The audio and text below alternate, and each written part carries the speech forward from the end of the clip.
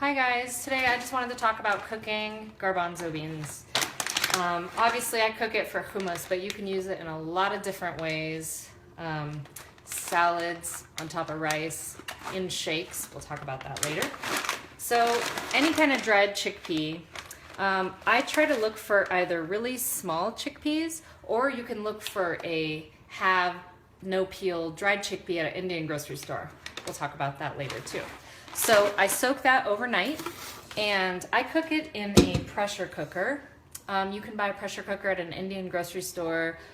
You can also cook this in a pot, an open pot, just a regular pot. If you cook chickpeas in a pot, you're gonna need to use baking soda. That just helps them cook a lot faster. So I soaked my chickpeas overnight, then I cooked them in my pressure cooker. The next step to making really good preparing your chickpeas, I first take out the cooking water. I like to have this cooking water for making the hummus because it adds back that chickpea flavor, that sweet chickpea flavor. We don't want to wash all that flavor out. If you are using baking soda to cook, however, you're going to need to just discard that water. But see that cooking liquid? Sweet chickpea flavor, we want to save that. We want to hold on to that. We're going to use that in our cooking later. So the next step is we want to remove some of the peels from these chickpeas. So you can see, here's the chickpea, and here's the peel. So this peel is waxy, it's grainy, it's not great.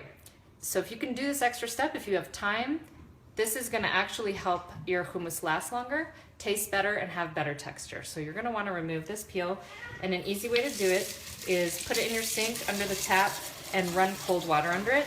I'm gonna be picking up chickpeas in between my fingers and rubbing them together just like this, just like that. So you can see that the shells, those peels start to come off. And the water is gonna help those peels float to the top where we're going to easily skim them away. So you can see that on the top of this, all of these peels are floating up. So I'm just going to work in this pot, rubbing the chickpeas together and allowing the water to let those peels float to the top.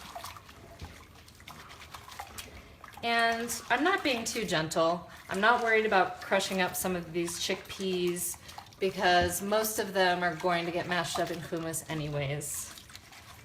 So you can see, look at this, all these waxy peels, we're getting rid of them. This is going to improve your hummus tremendously.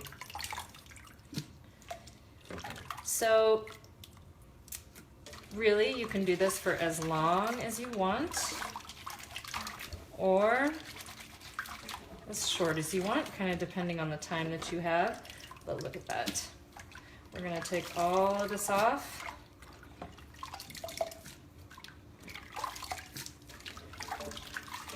So when I'm done, when I feel like I've had most of the peels to the top,